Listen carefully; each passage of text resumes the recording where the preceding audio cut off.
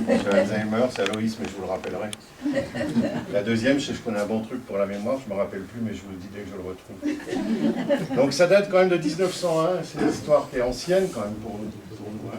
On en parle depuis pas très longtemps, mais ça fait plus d'un siècle qu'on connaît cette maladie, qu'elle a été décrite de façon extrêmement précise par ce médecin allemand, un neurologue, qui constatait qu'une dame écrivait son nom, et dès qu'elle avait fini de l'écrire, elle l'oubliait, quoi. Elle recommençait sans cesse, comme ça. Un peu comme dans le film La journée de la marmotte, pour ceux qui connaissent, on commence toujours la même chose, et on s'oublie après.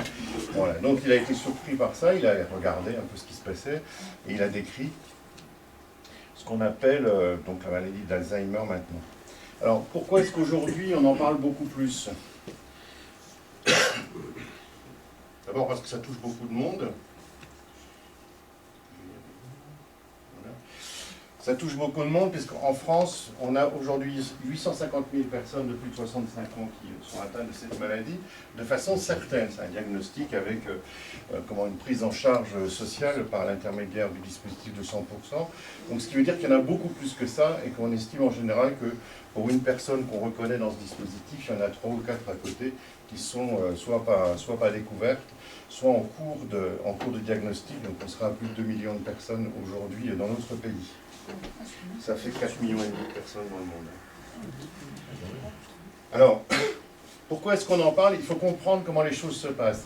C'est que la vie s'allonge sans cesse. On gagne 3 mois tous les ans. La durée de vie s'est accrue, de façon considérable. Et en même temps, il y a des progrès technologiques considérables qui surviennent, puisque plus de la moitié des cancers, par exemple, sont aujourd'hui guéris, je ne vais pas les soigner, mais guéris, c'est-à-dire qu'on en sort, et de nombreuses maladies sont aujourd'hui guéries. Donc on avance dans l'âge, on ne meurt pas de la grippe, on ne meurt pas d'accident, on ne meurt pas d'un cancer, et donc on continue à avoir l'évolution de son organisme et des pathologies qui vont avec, qui ne seraient pas survenues si on était mort avant. Je ne sais pas si je suis bien clair sur cette. Donc, ce n'est pas des nouvelles maladies, c'est simplement, comme on continue son cursus de vie, on voit apparaître d'autres choses. Et c'est pour ça que l'allongement de la durée de la vie et les progrès thérapeutiques modifient notre approche des maladies. Et des fois, on dit qu'il y a des nouvelles maladies. Non, ce n'est pas des nouvelles maladies. C'est des maladies qui apparaissent parce que maintenant, on vit assez longtemps pour qu'elles puissent avoir le temps de venir. C'est important pour ne pas avoir des réflexes de peur. Alors, si on fait une description schématique de ce qu'est la maladie d'Alzheimer, c'est à la fois des symptômes. Les symptômes, c'est des signes. C'est un signe, quoi. C'est quelque chose qui ne va pas. Et puis une évolution qui sont caractéristiques de cette maladie. Alors d'abord, c'est une démence, la maladie d'Alzheimer. On reviendra sur le mot démence juste après. C'est plus de la moitié des démences et 75% des démences séniles. Bon, je vous explique après ce que c'est qu'une démence. Mais c'est donc le paquet le plus important de démences chez les personnes âgées est directement lié à cette maladie. Alors la démence, c'est quoi? Si je vous avais demandé, on m'aurait dit c'est un fou, quoi. Hein. Bon, ça se définit comme ça. En fait, c'est un syndrome. Alors un syndrome, on a parlé de symptômes juste avant. Symptôme, c'est un signe. Syndrome, c'est un ensemble de symptômes, c'est un ensemble de signes. Donc c'est uniquement des signes, hein. C'est-à-dire des choses qu'on peut voir, dans lesquelles on observe à la fois une dégradation de la mémoire, une dégradation du raisonnement, du comportement et de l'aptitude à réaliser les activités habituelles, ce qu'on fait d'habitude. Hein. En fait, des choses qu'on fait machinalement sans même réfléchir. On se lève, on va mettre en route la machine à café, par exemple, on ne réfléchit pas, quoi. Pas tout le monde le fait les yeux fermés. Bon, c'est ces éléments-là qui sont dégradés dans le cadre des démences. Et les 3/4 des démences, à plus de 65 ans, je le disais juste avant, sont des démences liées à la maladie d'Alzheimer elle-même, une entité particulière. Alors, c'est clair sur démence, là? On entend souvent parler de ça, hein. On dit, quand une personne âgée commence à être malade, le médecin va dire que c'est une prédémence ou bien c'est une démence et qu'on ne sait pas trop ce que c'est que ce mot. Donc là, vous avez une définition, c'est quelque chose qui est finalement pas si effrayant que c'est pas le dément avec les cheveux tout debout sur la tête, en train d'hurler, etc. Quoi, hein. C'est juste un ensemble de symptômes qui se produisent. Alors si on regarde parmi ces démences pour solder, j'espère que tout le monde voit, parce que la dernière fois, les gens qui m'ont dit, ils n'avaient pas vu. Bon. Pour solder cette histoire de démence, pour bien comprendre de quoi on parle, donc ici c'est l'ensemble des causes de démence les plus fréquentes dans une étude de 94, mais les proportions sont les mêmes aujourd'hui.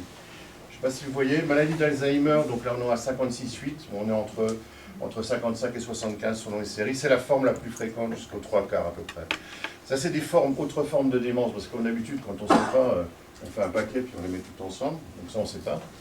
Par contre, il y a les médicaments, vous voyez, qui sont à 1,5, médicaments qui amènent un certain nombre de troubles neurologiques centraux, qui sont censés guérir. Alors, il y a des médicaments qui sont assez logiquement décrits pour ça, qui sont les antidépresseurs, les anxiolytiques, les somnifères, mais d'autres médicaments peuvent aussi donner ça. L'alcool est une forme extrêmement importante de démence, même si son importance en chiffres diminue régulièrement, parce que ça enlève des morceaux dans le cerveau. Un alcoolique, quand il est en bout de piste, il y a un trou dans le cerveau. La dépression est une forme extrêmement importante de démence et de prédémence quand elle n'est pas traitée. La dépression pas traitée. C'est un sujet extrêmement important.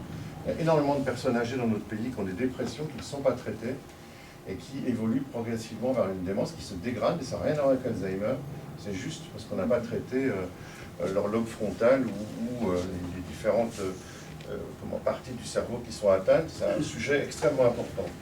Et puis les démences vasculaires, par infarctus multiple, c'est les suites d'AVC ou de choses comme ça, que vous connaissez, puisque vous en avez tous vu dans votre entourage.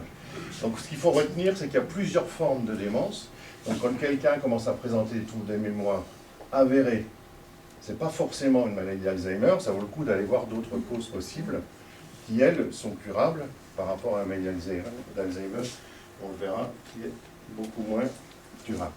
Alors, ça il faut s'en rappeler, ces éléments-là, ces définitions, celle-ci puis la suivante, parce que c'est celle qui permet de trier un petit peu parmi les gens qui se posent des questions sur le fait qu'ils oublient leur clé, qu'ils ne savent pas où est la voiture quand ils sortent, qui ne se rappellent plus d'un numéro de téléphone, ceux qui effectivement peuvent avoir des symptômes qui sont apparentés à la maladie d'Alzheimer par rapport à des gens qui ont juste oublié des trucs parce qu'ils essaient de s'en rappeler de trop, quoi. Par exemple, est-ce que vous savez, vous, ce soir, tous les programmes télé qui vont passer ce soir? Ça, c'est sûr qu'ils ne sont pas vôtres, on ne savait pas. Et c'est juste pour relativiser les choses. Il y a quelques années, il y avait 3 chaînes de télévision. Il y en a peut-être même qui ont connu une seule chaîne de télévision. Et vous saviez qui étaient les présentateurs, parce qu'il n'y en avait qu'un. Aujourd'hui, vous ne savez même pas combien il y a de chaînes. Donc c'est pour situer les choses par rapport à la mémoire, des fois on se dit, je sais pas. Les numéros de téléphone, il y a quelques années, vous connaissiez quasiment tous les numéros de téléphone de Saint-Sauveur, pour plus ceux qui habitaient à Saint-Sauveur, parce qu'il y en avait 2, quoi. 3 ou 4, puis après il y en avait plus, puis maintenant tout le monde a un téléphone. Donc il y a beaucoup de numéros, donc se rappeler de tous les numéros, c'est pas simple. Pareil pour les voitures, à une période, vous voyez une voiture, vous pouviez savoir quelle était sa marque. Il y avait même des gens qui savaient la taille du phare, le machin, les trucs, des gens qui savaient tout ça. Aujourd'hui, c'est plus possible, parce qu'il y en a trop. Donc il faut relativiser tous ces éléments de mémoire. Alors pour revenir sur la définition de la maladie d'Alzheimer, excusez-moi, les symptômes, donc c'est un signe, un symptôme, c'est quelque chose qu'on peut voir, quoi, sont caractérisés par des pertes de mémoire sur des faits récents. Donc c'est toujours des faits récents. C'est toujours des choses, les choses anciennes, elles sont marquées et on s'en rappelle. C'est ça. En ce moment, par exemple, c'est la période de Noël. Il y a plein de gens qui se rappellent, notamment les personnes âgées, des Noëls anciens et de tous ceux qui étaient là à ce moment-là. C'est complètement humain comme approche. Ça reste. Par contre, ce qu'on a fait hier et où est-ce qu'on a posé les courses qu'on vient d'acheter, ça c'est des faits récents et ça on peut les oublier. Disparition des repères dans le temps. Ça c'est un élément important, c'est ce qui fait que les gens vivent à l'envers. Ils se lèvent la nuit pour aller se balader. Et puis le jour, ils dorment, quoi. La perte de repères dans l'espace, c'est-à-dire qu'on ne sait plus où on est, quoi. On reviendra après sur ce que ça fait. Donc après, c'est des difficultés à reconnaître les objets. C'est-à-dire vous voyez un objet, et puis vous dites ça, je ne me rappelle plus. D'accord? On ne sait plus. Des choses évidentes. Je disais tout à l'heure qu'il y a des mécanismes comme ça automatiques et on les perd, quoi. Et donc vous avez devant vous le verre, je voudrais le couteau. D'accord? Donc difficulté à reconnaître des objets usuels, des choses simples, quoi. Après il y a les troubles du langage. Les troubles du langage, c'est quand on bafouille, quoi. On n'arrive pas à dire un mot. Bon, on n'y arrive pas, il ne veut pas sortir, quoi, là-dessus. Et puis un élément qui est extrêmement important, qui est lié aux autres, c'est l'agressivité ou l'agitation. C'est l'agitation bouge dans tous les sens, puis l'agressivité, on est agressif avec les autres, quoi. Méchant, quoi. D'accord? Chez quelqu'un qui auparavant était très gentil, enfin, sociable, quoi, qui était bien élevé, etc. Puis d'un seul coup, je ne parle pas du mauvais caractère des hommes, parce que j'en vois plein qui sourient, voire du mauvais caractère des dames, c'est autre chose. C'est un comportement nouveau. Hein, c'est quelque chose, c'est quelqu'un qui était très poli, qui avait sa vie, etc. Et puis qui, pour une raison complètement inconnue, se met soudain à être agressif. C'est important, hein, ces notions. Hein. Alors, on essaie de caractériser ces éléments, parce que vous allez voir que c'est très difficile de caractériser cette maladie. Donc il y a toutes sortes de petits moyens mémotechniques. Donc il y a un moyen mémotechnique qui est les 4 A. Bon, alors il fallait que je joue un peu au docteur, donc je vous ai mis des trucs compliqués. Là. Amnésie, aphasie, agnosie, apraxie, qui sont des troubles de la mémoire, des troubles de la parole, des troubles des mouvements, et puis de la capacité intellectuelle. Donc, en général, presque toujours, c'est la mémoire qui est la première atteinte. Mais ce n'est pas une vérité scientifique, ça. Hein. Presque toujours, on commence par des troubles de mémoire. On perd ses clés, on perd ses papiers, on ne sait plus où est sa voiture, on ne sait plus comment on s'appelle, on ne retrouve pas le numéro de téléphone, on ne se rappelle pas avec qui on avait rendez-vous, on loupe un rendez-vous. Presque toujours, c'est ça. Pas toujours, mais presque toujours, ça commence comme ça. Et puis, on a du mal à enregistrer un fait nouveau, un élément de mémoire immédiate. Ça, c'est les premiers signes qu'on peut voir là-dessus. Alors, évidemment, si vous regardez autour de vous, c'est des signes qu'on retrouve tout le temps, quoi. On a tous ça, plus ou moins. Ne serait-ce que parce que je vous ai dit tout à l'heure, parce que vous n'êtes même pas capable de savoir combien de programmes télé que ce soir, quoi. Hein. D'accord? Donc, il faut faire la part entre ces éléments. Donc, ce n'est pas spécifique en soi, quoi. Après, en général, on a les troubles du langage. Alors, les troubles du langage, ils peuvent être soit j'arrive pas à parler, soit je sens que j'arrive pas à parler, je parle pas. Et je parle pas, je m'enferme, quoi. Je parle plus aux autres, quoi. Donc, ce qui rend la communication difficile et la vie avec les autres difficile. Donc, ce qui fait que ça amène beaucoup de gens à se murer dans le silence. Ça, c'est un sujet extrêmement important, parce qu'on perd le lien social, on perd l'entraînement, et moins on cause avec les autres, moins on peut causer. Mais sauf que si on est en début de surdité, on est dans la même situation. On n'a rien du tout, le cerveau il est nickel, tout bon, quoi, il marche bien. Mais comme on n'entend plus bien, on se mure dans le silence. Il y a plein de situations où on peut se murer dans le silence, qui ne sont pas l'Alzheimer, il faut faire la part des choses. Si vous êtes dépressif, et puis vous commencez à avoir des idées noires qui trottent dans votre tête, pareil, vous vous renfermez, vous ne causez plus avec les autres, et puis vous restez dans le silence.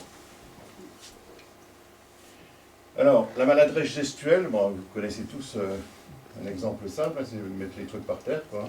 Mettre le verre par terre quand vous voulez l'attraper, par exemple. Il y a aussi ceux qui sont bourrés qui font ça. Hein. Donc c'est difficile de faire la part des choses. Après, la perte de sensation, notamment dans la relation avec les autres, ça c'est quelque chose qui est important. Le fait de ne plus reconnaître l'entourage, ça c'est quelque chose qui est vite dramatique, hein. C'est très très difficile à vivre cette affaire. Ouais, vous arrivez devant quelqu'un de votre famille qui vous dit qui vous êtes, quoi. C'est épouvantable comme situation. Hein. C'est très très dur ça. Bon, puis après il y a la confusion mentale avec des phases soit d'indifférence, on ne dit plus rien, soit d'agressivité. Toujours cette notion d'agressivité. Mais l'agressivité peut aussi être liée à une démence alcoolique, peut être aussi liée à des médicaments qui sont mal supportés, peut être liée à d'autres choses. Et puis, l'évolution de la maladie d'Alzheimer, autant le dire depuis le début, hein, c'est grabataire et c'est une évolution extrêmement péjorative. Alors, ça je vous le donne parce que c'est important que vous ayez cette notion, mais c'est pas la peine d'essayer de la garder parce que c'est un truc particulier. On ne connaît pas bien cette maladie. La seule chose qu'on sait, c'est qu'il y a 2 protéines qui apparaissent au sein des neurones et qui altèrent le fonctionnement des neurones. Ça, on le sait de façon certaine. D'où ça vient, on ne sait pas. Donc c'est ça qui est important à bien considérer. Hein. On sait que ça passe par là, et après on regarde pour voir quels sont les éléments qui permettent de la reconnaître, mais on ne sait pas d'où ça vient. Et le fait de savoir d'où ça vient est essentiel pour arriver à comprendre le cheminement d'une part, et d'autre part pour arriver à la traiter, à un moment ou à un autre.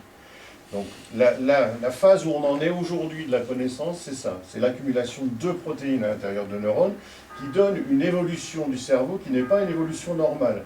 La maladie d'Alzheimer n'est pas un vieillissement progressif du cerveau. C'est pas ça, c'est une maladie en tant que telle qui est due à la présence de 2 protéines à l'intérieur des neurones, qui sont la protéine Tau, voilà, bon, qui va semer un peu la pagaille dans l'affaire. Et puis je vous montre la deuxième. La deuxième, c'est les peptides amyloïdes bêta, ou bêta toxiques, qui sont présents en quantité anormale, qu'on peut retrouver dans certaines imageries. Donc ça, c'est juste pour que vous sachiez, c'est pas la peine de garder ces éléments-là, mais que vous sachiez que ça passe par là. Après, on sait comment ça marche, ça dégrade tout, mais avant, on ne sait pas d'où ça vient. Sauf pour une toute petite part, mais je vous le dirai après. Voilà. Donc deux protéines qui sont présentes dans les neurones, dans le cerveau. Alors, l'évolution, puisqu'on est dans les nouvelles désagréables, elle est inéluctable, hein, cette évolution. C'est une maladie en tant que telle, ce n'est pas un vieillissement du cerveau, ce n'est pas une forme de vieillissement, c'est une maladie qui est due à ces deux protéines. Et puis vous avez ici une échelle avec le nombre d'années, ici, d'évolution. Et puis, c'est quoi celui-là, je ne sais plus. Bon, peu importe.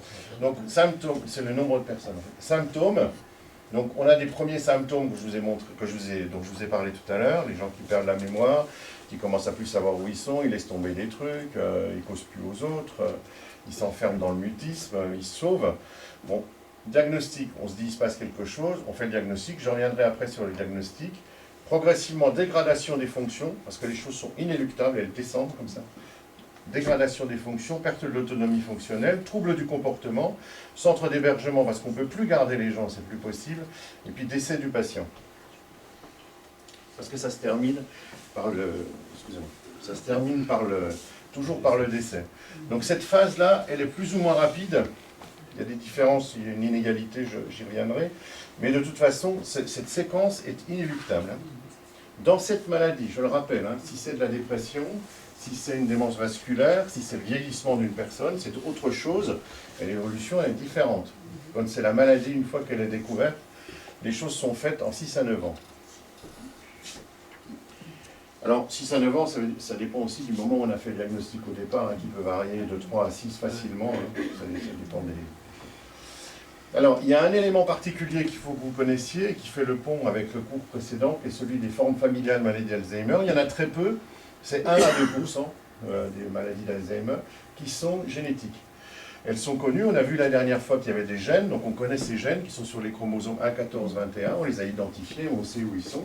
On connaît les familles qui ont ça, puisqu'il y a, je ne sais plus, dans la suivante, il y a 350 familles en France qui l'ont à coup sûr, quoi. Donc c'est fort. C'est rare, c'est peu de gens, c'est 1 à 2% des gens, mais ça existe. Et on sait pourquoi celle-là. Par rapport aux autres, tout à l'heure, je vous disais, on ne savait pas pourquoi il y a des protéines tau et des substances amyloïdes. Celle-là, on sait que c'est des gènes de 1, 14, 21. Je vous l'ai laissé parce que ça fait le pont avec le cours précédent, où on avait vu les gènes. Bon, mais ceux-là, on sait que c'est ceux qui causent le problème. Sans doute qu'un jour, on pourra les tripatouiller et puis arrêter cette transmission héréditaire. Donc on les connaît depuis les années 90, il y a 350 familles en France qui ont ça. 50% sont porteurs et ils donnent systématiquement la maladie à 50% de leurs descendants. Donc c'est ce genre de situation où quand on a vu la génétique, une fois qu'on a identifié qu'il y a un problème génétique dans une famille, on fait ce qu'on appelle un conseil génétique, c'est-à-dire on dit aux gens, si vous avez des projets de mariage, il y a des familles qu'il faut éviter quand c'est des gènes récessifs, et puis si vous avez des projets d'avoir des enfants, il vaut mieux éviter quand on sait que c'est des gènes dominants et qu'on a la certitude d'avoir la maladie. Ça s'appelle le conseil génétique. C'est pour ça que quand il y a une maladie qui apparaît dans une famille, on convoque les autres membres de la famille, on les interroge, on essaie de voir si c'est familial ou pas, et puis d'étendre les indications aux uns et aux autres. Alors, on a 1 ou 2% de personnes qui sont héréditaires. On peut, dans 1 ou 2% des cas, développer la maladie à partir de 45-50 ans. 45-50 ans, maladie, c'est-à-dire les deux protéines dont on a parlé tout à l'heure, la protéine tau et les substances amyloïdes. C'est possible, mais c'est peu, c'est 1 à 2%. Par contre, à mesure qu'on avance dans l'âge, on voit que le pourcentage augmente de façon considérable. Moi, je suis avec vous. Je suis droitier, alors là, je ne sais plus bouger ma main. Donc, à partir de 65, ça commence à monter, quoi. Ça monte en flèche, pour arriver chez les plus de 90 à 32%. C'est énorme, 32%. de la population. Donc vous voyez, bon, ça rejoint ce que je disais tout à l'heure, hein, c'est-à-dire qu'on n'est pas mort des autres maladies éventuelles, les choses avancent, et puis on continue à avancer vers le développement de cette maladie, qui est une maladie en tant que telle, il faut bien l'entendre. Des questions, non? Pas hésiter à m'arrêter. Hein. Moi, je suis parti. Hein. Si je m'arrête, je ne me rappelle plus après.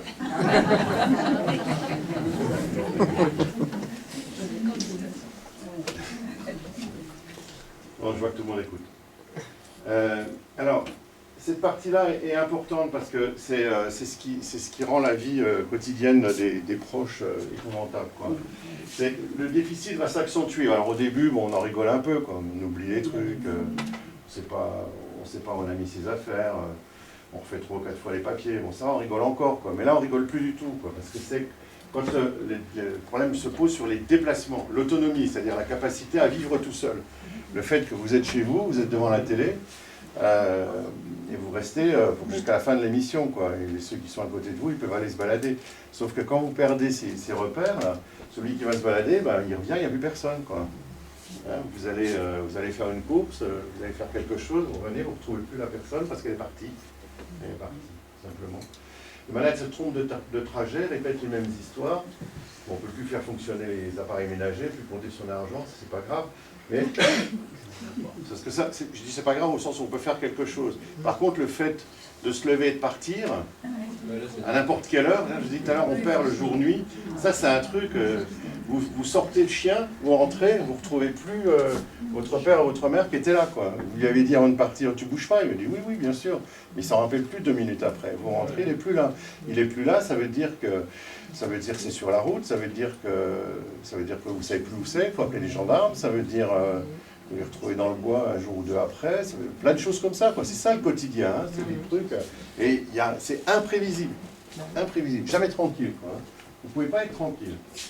Parce que la personne, elle vous dit oui au moment où vous partez, gentiment avec un sourire, parce qu'elle le pense en plus, mais après, crac, le truc il se décroche, et c'est bon.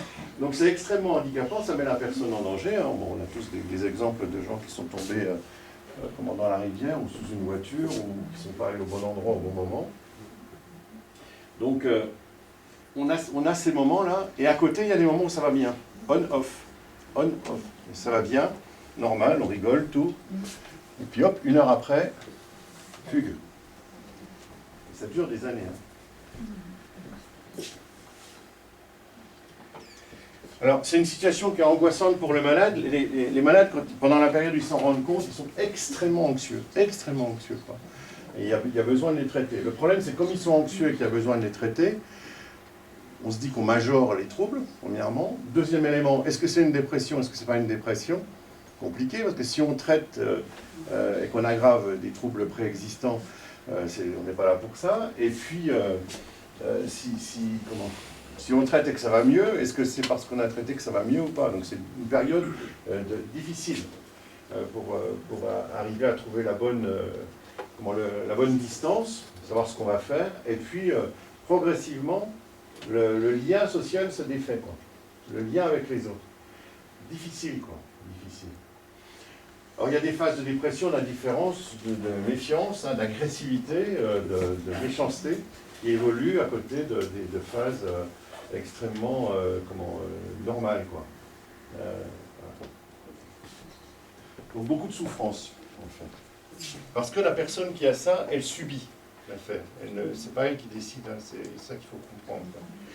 Alors, maintenant qu'on a décrit cette situation pour le début, qu'on voit que c'est pas aussi net, quoi. C'est pas parce qu'on a perdu ses clés qu'on est malade, mais que pour autant il faut s'en occuper. Comment on fait le diagnostic, quoi? Alors, pour faire le diagnostic, en fait, on n'a pas grand-chose. Il n'y a pas de test aujourd'hui stable biologique, hein. Il y en aura peut-être un jour demain. Il paraît même qu'on aura des tests prédictifs. C'est-à-dire qu'on fera un test qui nous permettra de savoir si dans quelques années, on sera malade. Je suis pas sûr que ce soit une bonne idée. Mais il n'empêche que c'est ce qui est dans le tuyau, ce qui va sortir, quoi.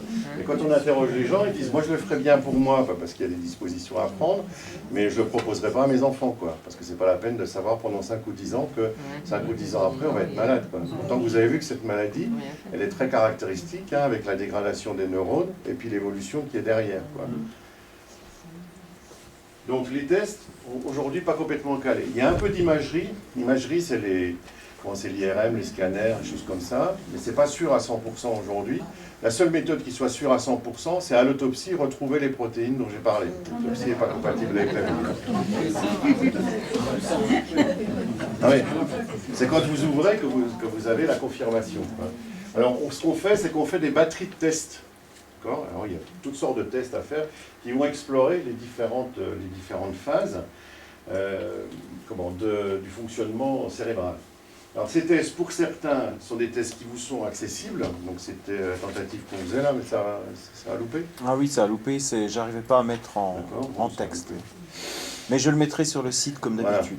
Voilà. Alors, il y a des tests qui sont accessibles aux individus tout seuls, comme celui-là, le test de McNair, qui est très intéressant. Donc sur lequel on vous demande votre ressenti, et puis vous le cochez sur 4, sur une échelle de 4, de 0 à 1, 2, 3. Et puis après on fait un total, et en fonction du score, on voit s'il y a un problème ou pas. Alors, c'est toujours intéressant de faire ce genre de test, parce que ça permet de savoir où on en est. C'est très anxiogène, et si en plus on a de l'anxiété, on répond mal. Donc il y a une part de subjectivité qui fait que les résultats ne sont quand même pas sûrs à 100%. Mais bon, c'est un moyen aussi de s'approprier la réflexion, puis de se dire qu'est-ce que je vais chercher comme cible. Alors je vais vous lire les questions, pour que vous voyez le type de questions. C'est de l'autotest, hein, celui que vous allez avoir sur le site, que vous pouvez faire vous de votre côté, en ayant bien en tête que selon la façon dont on va répondre, ce n'est pas objectif à 100%, on va plus ou moins diriger les choses. Alors, donc vous cotez de 0 à 3, ça fait 4 cotations. 0 c'est jamais, 1 c'est rarement, 2 c'est parfois, et 3 c'est tout le temps. Donc c'est, avez-vous des difficultés à vous rappeler des événements de l'actualité récente? Par exemple. Hein. Là, je sens que le premier rang va dire oui. On a que des bonnes réponses. Quoi. Ils ont tellement peur que je les prenne pour les tests suivants. C'est pour que vous ayez une idée des questions. Quoi. Avez-vous des difficultés à suivre un film ou une émission de télé? Vous voyez la subjectivité de ce truc, parce que quand c'est chiant, vous allez faire autre chose. C'est quand même souvent chiant. Quoi. Alors il y en a qui dorment, il y en a qui vont manger, il y en a qui vont faire pipi. Change de chaîne. Alors il y a les zappeurs. Les zappeurs, ils peuvent zapper 30 ou 40 fois, de toute façon c'est toujours aussi pénible. Il faudra qu'on fasse des films, Franck. Hein, ça va être intéressant. Ça, ce sera des programmes intéressants. Alors, vous arrive-t-il d'entrer dans une pièce et de ne plus savoir ce que vous venez chercher? Ça, c'est tout le monde. Moi, je suis venu tout à l'heure, je ne me rappelais plus pourquoi je venais. Alors, vous arrive-t-il d'oublier de faire des choses importantes que vous aviez prévues, que vous deviez faire, type payer une facture, aller à un rendez-vous, une invitation? C'est tout le monde, ça. C'est tout le monde, ça. Ouais. Avez-vous des difficultés à vous souvenir des numéros de téléphone habituels? Ah, maintenant, avec les mémoires en plus, hein, maison, d'ailleurs. Même celui de la maison, je le connais pas. Bon, il y en a comme ça 15, donc c'est des choses assez simples de la vie courante. Ça permet de faire un petit screening, il ne faut pas être complètement dans l'anxiété par rapport à ces éléments, mais ça permet de faire. Ce qui peut être intéressant pour ceux qui se posent des questions, alors il ne faut pas le poser à un autre, hein, c'est pour soi-même, c'est de le faire à 2 ou 3 reprises pour voir s'il y a une modification. Quoi. Ça existe. Ça existe, vous trouvez ça sur Internet, c'est des choses qu'on va vous proposer tout le temps, donc c'est important que vous sachiez que ça existe. Après, il y a des tests qui, eux, sont à disposition des médecins, notamment des médecins généralistes. Donc on explore les fonctions d'écriture, d'orientation et de vision, ça c'est générique. Et puis on va prendre un test qui est à disposition des premiers intervenants, que vous pouvez utiliser vous-même, hein, on le trouve sur Internet aussi, qu'on appelle le test des 5 mots ou le test de mémoire indicée. Qui lui, par contre, c'est pas une auto-exploration, c'est une exploration par quelqu'un d'autre qui avait une cotation, et qui est déjà un peu plus précis dans la volonté de screener. Il existe des dizaines de tests, hein. Je vous ai sorti ceux qui étaient intéressants. Alors celui-là, vous avez 5 mots. D'accord? Donc le mot qu'on va retenir, ça va être rose. Éléphant, chemise, abricot, violon. Et après on regarde, il est indicé, ça veut dire qu'on le renvoie avec un indice. Donc la rose, c'est une fleur. L'éléphant, c'est un animal. La chemise, c'est un vêtement. Oui, ben je le dis quand même. Le premier rang est très dissipé ce soir. Abricot, c'est un fruit. Et violon, c'est un instrument de musique.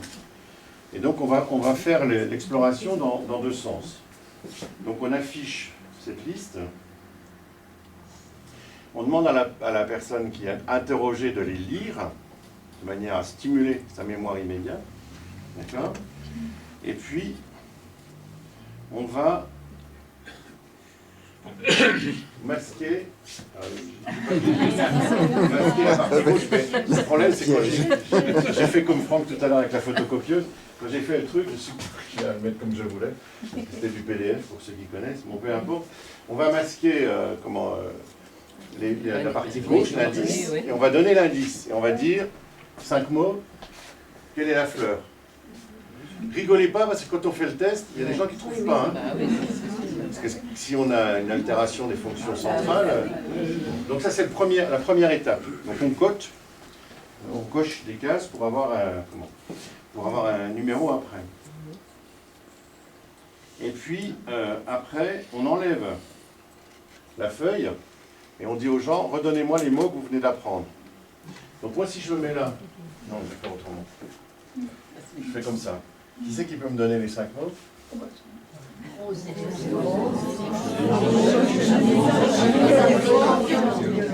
Alors,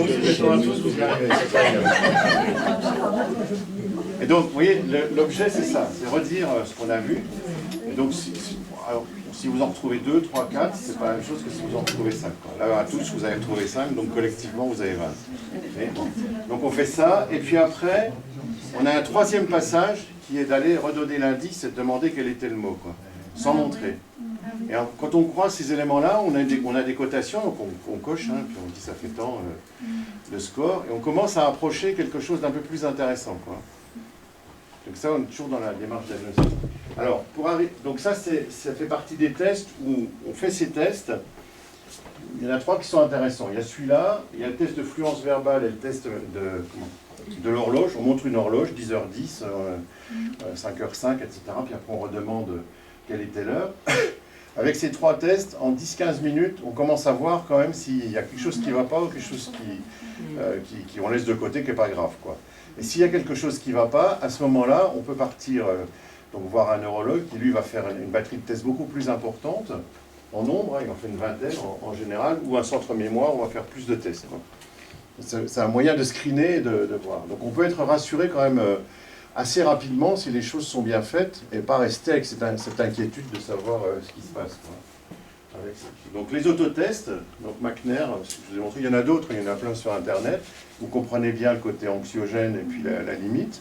Ce genre de tests qui ne sont pas des certitudes, mais qui permettent de voir s'il faut aller plus loin, puis après des tests pour aller plus loin. Donc le diagnostic de la maladie d'Alzheimer, c'est un diagnostic clinique. Clinique, ça veut dire que ce n'est pas biologique ou pas d'imagerie, hein, c'est-à-dire qu'on interroge. Donc c'est un diagnostic de suspicion, on n'est pas sûr à 100%. Après, de façon systématique, pour ce que je vous ai montré au début, sur les autres démences possibles, vous vous rappelez, ici, il faut de toute façon continuer à faire un certain nombre d'examens pour éliminer les autres. Donc on va vous faire scanner, IRM, des fois les fonctions céphalorachia, des choses comme ça, histoire d'éliminer les autres causes possibles pour bien aller loin. Mais on est toujours sur un diagnostic qui est quand même un diagnostic très... c'est pas du tout comme un prélèvement sur un tissu, puis on vous dit il est cancéreux, il n'est pas cancéreux. C'est loin d'être aussi précis.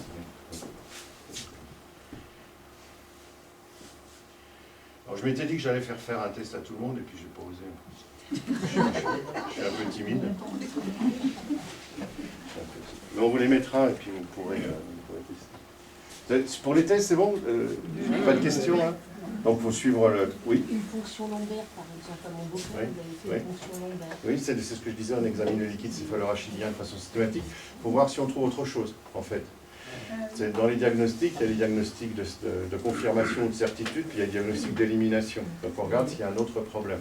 Puis en même temps, on regarde ce qu'il y a dedans, et puis au bout du bout, on finira bien par trouver quelque chose qui permet de faire le diagnostic de façon un peu plus précise.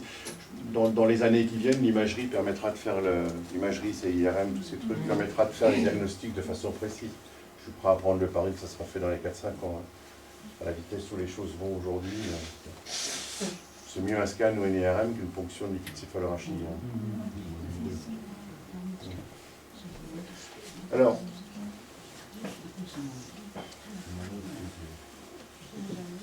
c'est dur, hein, mais c'est comme ça, quoi. C'est une maladie en tant que telle, ce n'est pas une forme de vieillissement, c'est pas une forme de vieillissement, je le redirai encore, hein. Il faut comprendre, c'est une maladie, une entité nosologique. Et donc, si ça varie entre les personnes, de toute façon, le pronostic, une fois qu'on vous a donné le diagnostic, il est acté, quoi. C'est-à-dire, on va 3 à 8 ans, 6 à 9 ans, peu importe, on va jusqu'à la fin, comme ça. C'est aussi pour ça que, pour ce qui concerne les médecins, par exemple, on hésite beaucoup à utiliser ce mot, quoi. Parce que quand on met ce mot-là dans une famille, c'est terrible, quoi. La famille, elle bascule, quoi. Toute la famille bascule, hein, elle bascule dans la souffrance, quoi. Donc ce qui fait qu'on nous a longtemps reproché de faire du retard au diagnostic. D'un autre côté, il n'y a pas de traitement. Il n'y a pas de traitement aujourd'hui. On nous a dit pendant des années qu'il y avait des traitements, même la HAS le disait, d'accord. Depuis 2 ans, la HAS est revenue, parce que c'était quand même assez honteux de faire croire à des gens qu'on pouvait les traiter, hein, en leur donnant des cochonneries, hein. Des médicaments qui rendaient malades en plus, hein, qui coûtaient une fortune. Donc finalement, il y a 2 ou 3 ans, la HAS est revenue sur cette affaire pour dire que les traitements, bon, on pouvait les donner, mais bon, ça ne changeait pas l'évolution, quoi. Pas de traitement. Il faut dire les choses, quoi, de façon précise. Bon, comme je suis un peu expert en HAS, il y a un moment, il faut dire les choses. Par contre, il y a une profonde inégalité entre les personnes, à ce moment-là, quoi, sur cette évolution. Parce qu'il y a des gens qui vont avoir une évolution assez rapide, et il y en a d'autres qui vont avoir une évolution plus retardée, quoi. Il y a des gens qui vont avoir un environnement qui sera extrêmement péjoratif, puis ils vont finir par se mettre sous une voiture, puis il y en a d'autres qui vont avoir un environnement qui va être un peu mieux organisé, dans lequel ils vont pouvoir survivre de façon un peu plus longue et de façon un peu plus confortable. Alors, il y a des éléments d'organisation, il y a des familles qui peuvent, des familles qui ne peuvent pas, parce que de toute façon ça tombe sur la famille, hein, cette affaire. 95% du boulot n'est pas fait par les soignants, hein, ni par le système social, c'est les familles qui se tapent tout. Hein. Faut le dire et le redire, quoi. Et donc, évidemment, selon l'organisation de la famille et sa capacité de résistance, la possibilité pour un individu de vivre dans de bonnes conditions n'est pas la même, quoi. C'est logique. Mais en même temps, celui qui a déjà des activités ludiques, quoi, celui qui va faire de la dentelle, de la musique, des choses qui le stimulent, va résister mieux à l'évolution de la maladie que quelqu'un qui est enfermé et qui regarde TF1 tous les jours, quoi, hein. J'espère que personne ne regarde TF1. Je sais pas pourquoi j'ai pris TF1. C'est la prise de risque, là. Parce qu'il y en a qui regardent TF1 tous les jours, puis pendant les programmes, ils lisent la pub qui ressort dans la boîte aux lettres. Donc ça ne va pas là. Mais il y en a par contre qui ont des... Vous comprenez cette notion, hein, qui est importante, le fait d'avoir des activités, le fait de faire des choses intéressantes. Alors ça peut être... c'est très vaste, hein, y a pas... mais du moment que c'est intéressant, ça stimule le cerveau, ça permet de mieux résister à la maladie. Et par exemple, on utilise maintenant la musique, notamment les musiques folkloriques, quoi, les musiques anciennes, qui stimulent la mémoire ancienne des personnes à qui on le passe, et ça permet, lorsqu'on l'utilise de façon systématique, de retarder l'évolution de la maladie. Ça, c'est prouvé, c'est une étude qui est sortie hier. Je le dis aussi, comme le Scrabble, tout ça. Pardon ? Comme le Scrabble, tout ça, c'est bien. Tout ça, tous les trucs qui stimulent le fait de discuter avec d'autres aussi, enfin des discussions un peu construites, quoi. Pas simplement dire il fait beau, il fait pas beau, mais une discussion, le fait d'aller à la pêche et de s'intéresser à quelque chose, quoi. S'intéresser à autre chose. On dit faire de la dentelle, s'il y a de la dentelle à Bruxelles, pour les amateurs. Voilà. Dès que c'est quelque chose qui stimule, c'est bon. Oui. Est-ce que ça peut être une tendance destructrice psychosomatique? C'est-à-dire que les protéines se mettent en action, mis à part peut-être le côté héréditaire, d'une personne qui est dépressive, qui a un mal de vivre et qui provoque une certaine autodestruction. Ça, c'est un vrai sujet, je ne sais pas.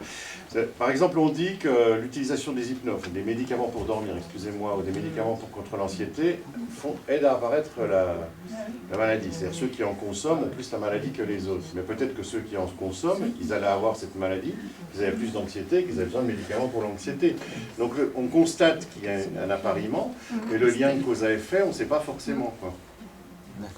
Comme toujours dans ce genre de situation. Alors, et là, on peut faire des grands titres, des beaux titres, c'est-à-dire que tous ceux qui ont eu la maladie, avant, ils ont pris des médicaments, enfin, ils ont pris plus de médicaments de telle ou telle catégorie que les autres, mais s'ils n'étaient pas bien, c'était logique qu'ils aillent vers ça, quoi. Donc, on ne sait pas aujourd'hui. Il faut vraiment avoir en tête cet élément. On connaît ces deux protéines, les dégradations qu'elles donnent après, quelques formes héréditaires, le reste, on ne sait pas, quoi. Alors on constate. Et on constate que si on a des activités intéressantes, type le Scrabble, pour ceux qui ne trichent pas, évidemment.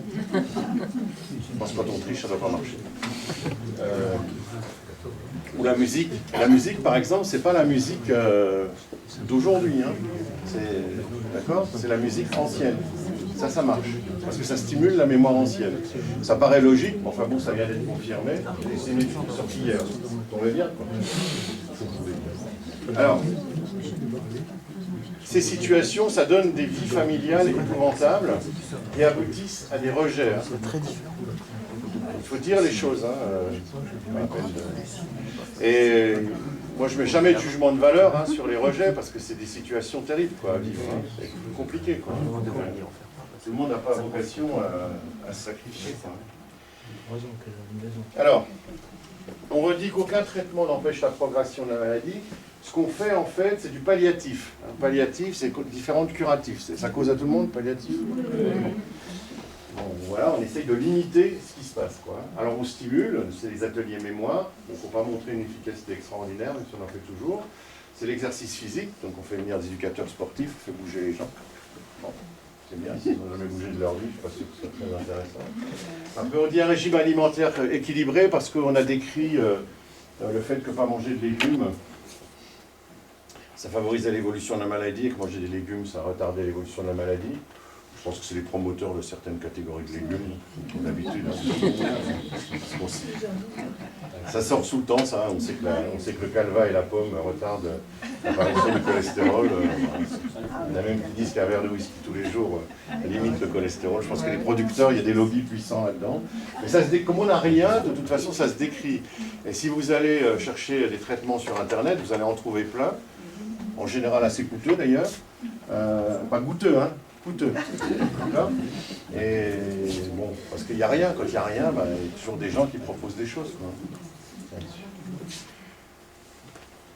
Ce qui est sûr, c'est qu'il y a deux groupes. Il y a le groupe de ceux qui ont des activités intéressantes, qui ont des hobbies, qui font des choses, qui bricolent ou qui ont des relations avec les autres. Puis il y a ceux qui n'ont pas tout ça et qui sont défavorisés et qui partent plus vite. Mais c'est incurable, dégénératif. Ça se dégrade, ça se dégrade, ça se dégrade, et puis le truc, on ne sait pas l'arrêter aujourd'hui. Pardon ? C'est irrémédiable. Oui. C'est une maladie, il faut entendre ça. C'est pas la vieillesse, c'est autre chose. Il faut bien faire la différence entre les deux. Parce que de toute façon, un jour ou l'autre, on va trouver une solution. On en a trouvé sur plein d'autres choses, on finira par en trouver. Mais pas sur la vieillesse. Enfin, a priori, même si on vous promet l'immortalité aujourd'hui, il faut juste faire un chèque. Mais Google a une... Vous savez, le machin qui est sur Internet, là, ils ont une filiale santé qui promet l'immortalité, où ils font un contrat, vous payez tous les mois. Et je plaisante pas en plus, ça. Vous voyez que je rigole, mais non. Alors, on revient sur cet élément-là qui est essentiel, c'est que celui qui se retrouve comme ça, qui perd ses repères, il perd sa mémoire, il perd ses repères, il ne sait plus où il en est, quoi. Il se lève, il a 80 ans, il part à l'école, il cherche son école, quoi. Où il allait quand il était petit, qu'il ne trouve pas parce qu'il traverse le bois, quoi. Dans le bois, il se perd, D'accord ? Donc celui-là, il s'appuie sur les autres. C'est son entourage qui lui permet de survivre. S'il n'a pas son entourage, c'est cuit, quoi. Et donc, les dents, c'est primordial, quoi. Et dans les dents, celui qui morfle le plus, c'est le conjoint ou la conjointe, quoi. C'est le plus proche. D'abord parce qu'il est malheureux, parce qu'il se retrouve avec quelqu'un avec qui il a vécu depuis plusieurs dizaines d'années dans une relation qui était sa relation, qu'il avait choisie, affective, et puis il n'y a plus personne en face, quoi. Plus personne en face, quoi. Donc c'est très très dur, hein. Sauf que c'est ça qui fait tourner le truc. Hein. C'est pas les soignants, c'est pas la protection sociale, c'est pas tous ces trucs. Hein. C'est les aidants, c'est la famille. C'est essentiel, cet élément. Et on ne le dit pas assez à mon avis. C'est comme ça qu'on a inventé ce mot de lit de répit. C'est pour ça qu'on a inventé le mot de lit de répit. Lit de répit, c'est quand les gens n'en peuvent plus, parce que c'est H24. Hein. Vous ne pouvez pas aller faire vos courses, quoi. Vous ne pouvez pas aller chercher le courrier à la boîte aux lettres. Hein. Vous rentrez, vous ne savez pas ce que vous avez trouvé. Donc il y a des gens qui n'en peuvent plus, donc on a inventé la possibilité de mettre pendant un jour, 2 jours, 3 jours, une après-midi ou une semaine, des personnes dans un hôpital uniquement pour un répit. On a inventé, c'est un mot lourd hein, quand même, hein. Mais c'est bien d'avoir fait ça. Et ça veut dire que c'est une situation qui est difficile. Alors, quelques chiffres sur les aidants.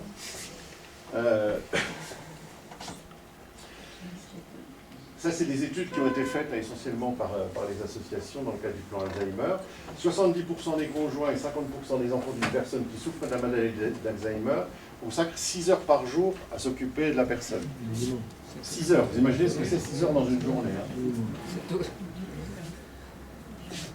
Et un quart des personnes qui s'en occupent, et la moitié, plus de la moitié si c'est des enfants, doivent réorganiser leur activité. Donc ils changent leur vie, quoi. Changent leur vie professionnelle pour travailler en alternance, ou bien ils travaillent à temps partiel, ou bien, etc., pour qu'il y ait toujours quelqu'un. Donc vous changez la vie. Dans une cellule familiale, vous rentrez ça, et vous changez la vie des gens, quoi.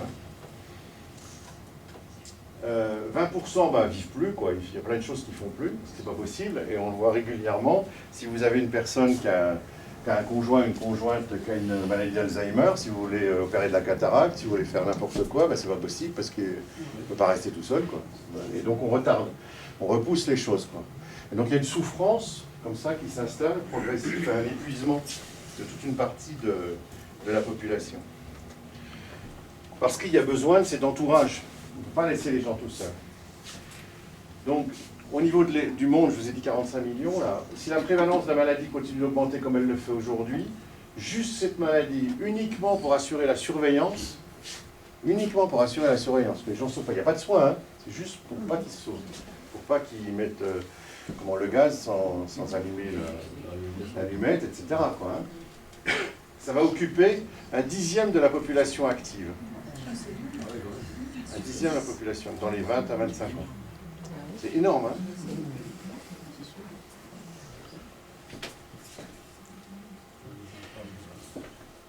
Donc ça, c'est la progression tendancielle du nombre de malades à l'échelle mondiale, ça, parce que ce n'est pas un problème français.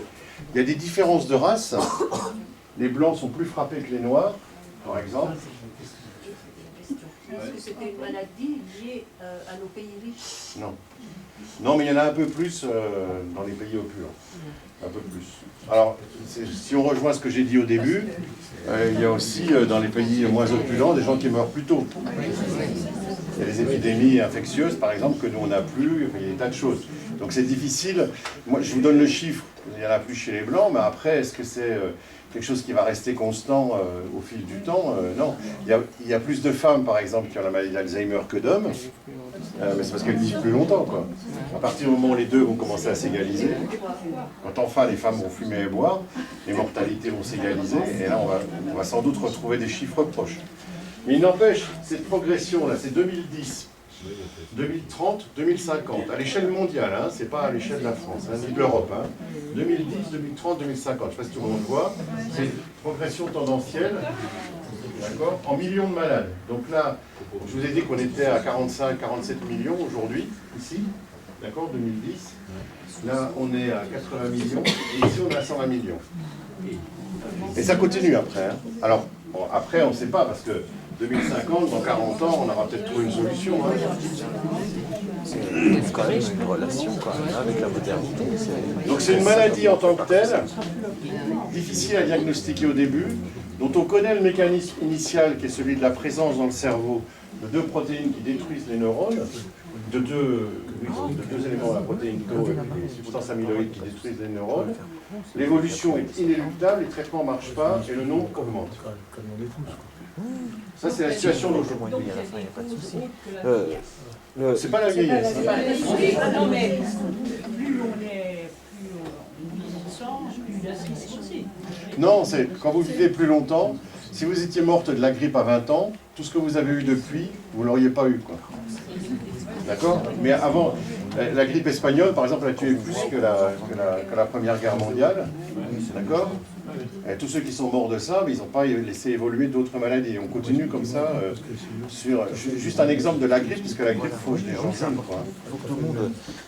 Il y a le monsieur qui est là, qui voudrait témoigner sur des symptômes différents. Oui. Vous laissez poser. Quand vous Vous permettez? Bien sûr, bien sûr. Oui, j'ai mon épouse qui est malade depuis 14 ans, qui a la déclaration, ça s'est déclaré il y a 14 ans environ. Mais si vous voulez, les symptômes que je vous ai donnés, elle ne les a pas eu les mêmes. Je me rends compte, plus ça avance, plus c'était le sommeil, si vous voulez. Elle s'endormait quand je l'emmenais en voiture, on ne pensait pas du tout à la maladie, elle s'endormait très facilement. Et elle a eu 2 accidents de voiture à 9 mois d'intervalle, en s'endormant encore, vous voyez. Puis après, ça n'allait pas, vous voyez, ça progressait encore dans d'autres moments. Je l'ai fait examiner, puis on m'a dit, votre dame a la maladie d'Alzheimer. Alors donc, ça fait bientôt 14 ans, oui. Et donc, si vous voulez, 2 ans après, j'ai appris qu'il y avait un professeur à Montpellier qui était spécialiste sur l'Alzheimer. J'ai réussi à la faire rentrer à l'hôpital 8 jours pour examiner, quoi. Alors, j'ai pu parler avec le professeur. Il m'a dit, votre épouse, ça c'est sûr, elle a la maladie d'Alzheimer, mais ce que je peux vous dire, il a dit la vérité, elle aura une progression très lente. Et vous voyez, je l'ai soignée pendant 8 ans, et puis ça fait 3 ans qu'elle est dans une maison. Elle a toujours sa tranquillité, toujours sa gentillesse. Elle ne peut plus s'exprimer, par contre, vous voyez. Je lui parle, encore j'y étais il y a 2 jours, je lui parle, elle comprend ce que je lui dis, mais elle ne peut plus s'exprimer. Pour vous faire rire, je vais vous dire quelque chose. Alors je m'approchais d'elle comme ça, puis je lui dis, pour essayer de la faire parler, quoi. Je lui dis, tu l'aimes encore ton vieux, comme ça, je lui dis comme ça, en rigolant. Vous savez, tu l'aimes encore ton vieux? Il m'a dit oui. C'est pour vous dire, quoi. C'est pour vous dire qu'elle me comprend très bien. Mais vous voyez, elle a toujours gardé sa gentillesse, alors.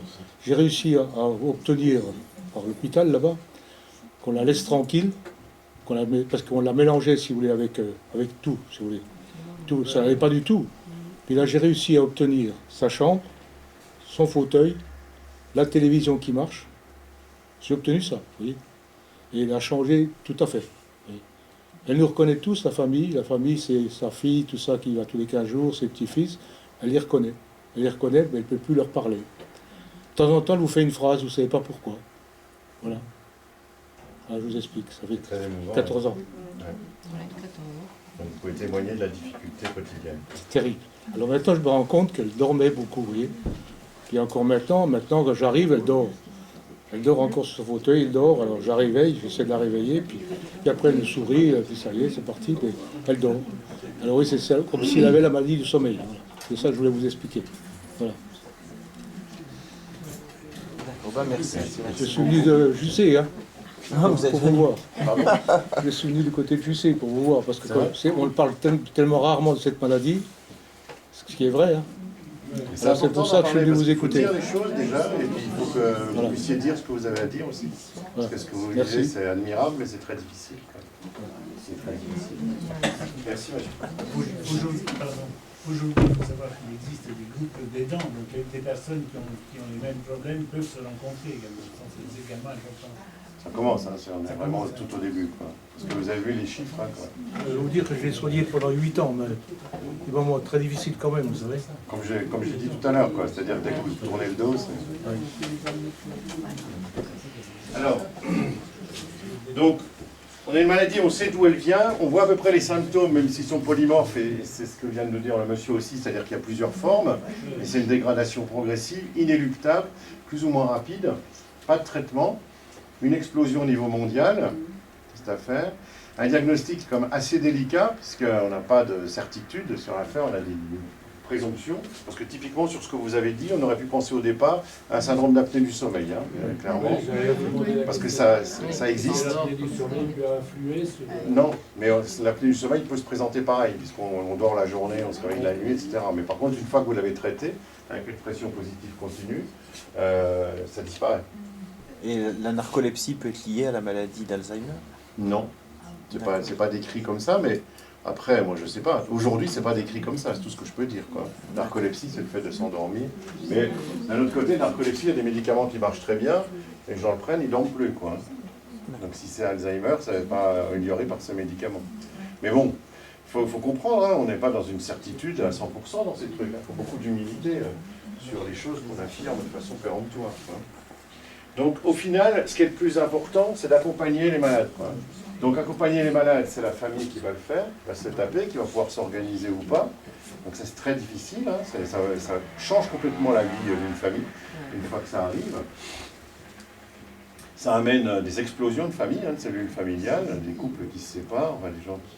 Parce qu'il faut comprendre le fait que, notamment quand il y a de l'agressivité, c'est pas une relation qui se dégrade, c'est simplement quelqu'un qui maîtrise plus les choses, quoi. Et bah, comprendre, c'est pas... C'est pas de sa faute, quoi. Oui, c'est pas de sa faute, mais des fois on ne peut pas comprendre, quoi, parce que le quotidien est quand même difficile à vivre, quoi. Donc au final, on se retrouve devant des situations qui sont extrêmement difficiles. Et donc il faut accompagner les gens. Bon, accompagner au début, il faut s'organiser pour pouvoir le faire, pas de traitement. Après, une fois que les choses continuent à être de plus en plus dures, c'est ce que je disais sur les lits de répit et les possibilités de se faire aider par les services sociaux. Mais vous voyez le chiffre que je vous ai donné tout à l'heure, ça donne des coûts faramineux, quoi. Parce que ça rentre dans la dépendance, hein, dans ce qu'on appelle la prise en charge de la dépendance, qui est loin d'être stabilisée dans notre pays, qui pourtant est un des pays qui consacre le plus d'argent aux accompagnements sociaux, hein. Donc vous imaginez dans d'autres pays comment les choses se passent.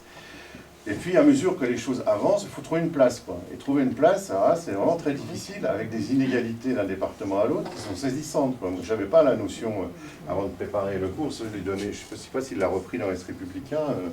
Monsieur, si vous êtes sur la moyenne qui est à 10 places pour 1000 malades, nous on est à 3, alors qu'au territoire de Belfort, ils sont à 15 ou 17, je crois. Ouais. Il y a des différences d'un département à l'autre qui sont considérables, quoi. Considérables. Et c'est pas lié à la richesse du département, puisque les Hauts-de-Seine, par exemple, qui est le département le plus riche de France, est placé comme nous, très mal placé, quoi. Donc au moment où... Pardon ? C'est un manque de structure pour les accueils de ces gens-là. Il y a surtout, ce que je note, de grosses différences d'un département à l'autre, quoi. D'accord. Après, il n'y aura jamais assez de structure, de toute façon, clairement, compte tenu du nombre de gens. Mais d'un département à l'autre, les variations sont quand même considérables. Si on passe de 3 à...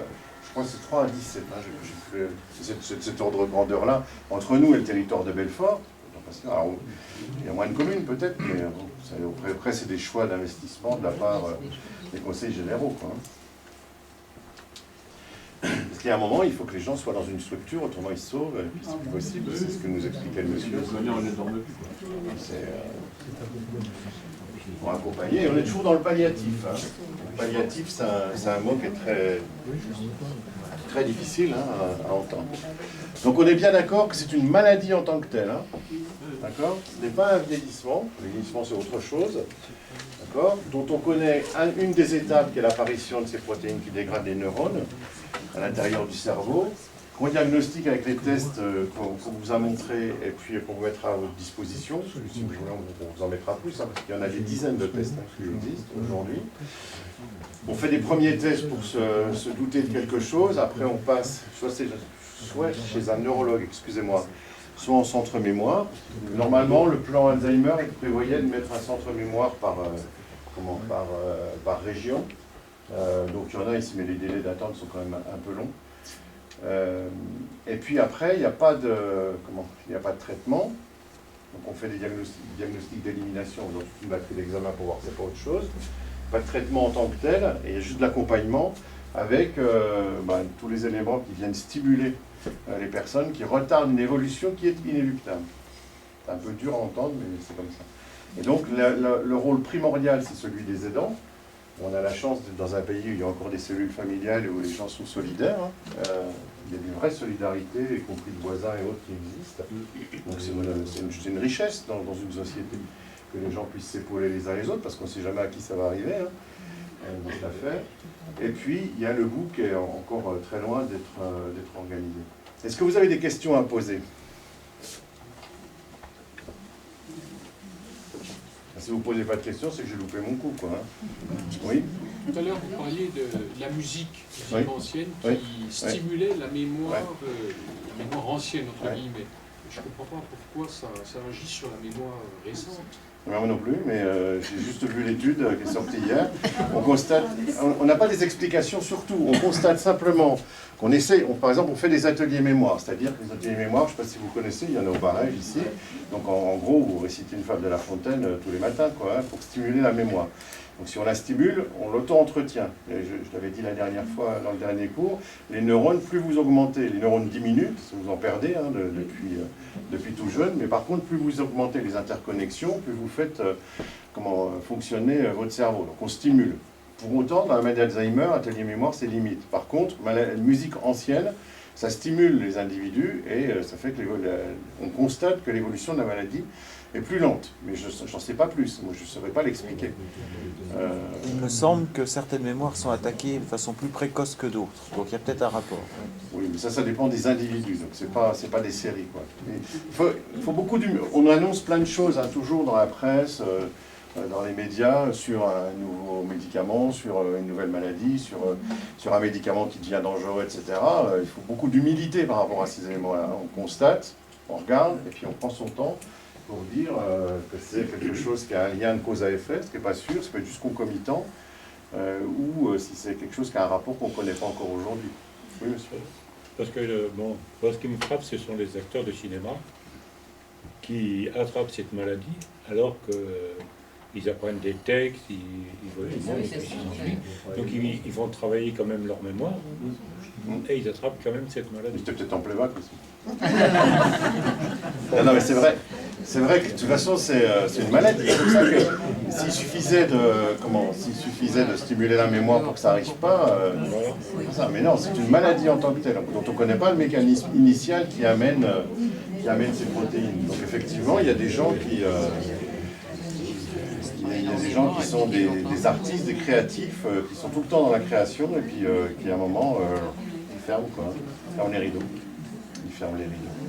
Et c'est vrai qu'on en entend plus parler chez les acteurs de cinéma, ou des gens comme ça, parce qu'ils sont dans les médias, quoi.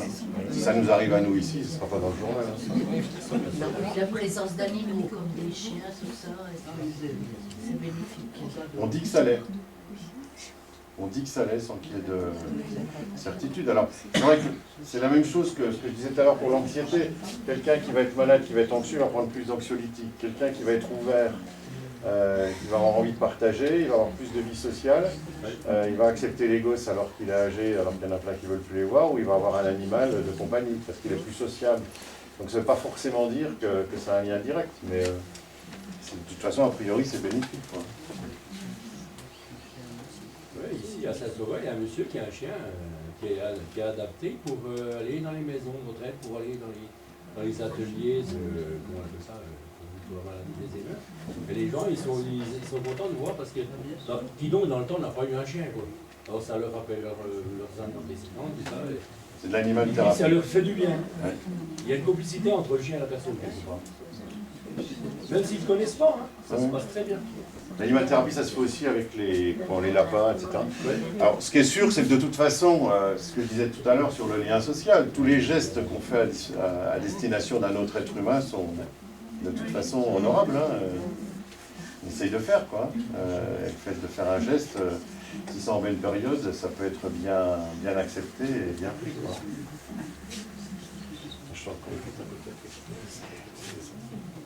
Est-ce qu'il y a d'autres questions, non ? On pourrait diminuer la prescription d'anxiolytiques à la population, peut-être si on constate que ça a un effet négatif. Je sais pas.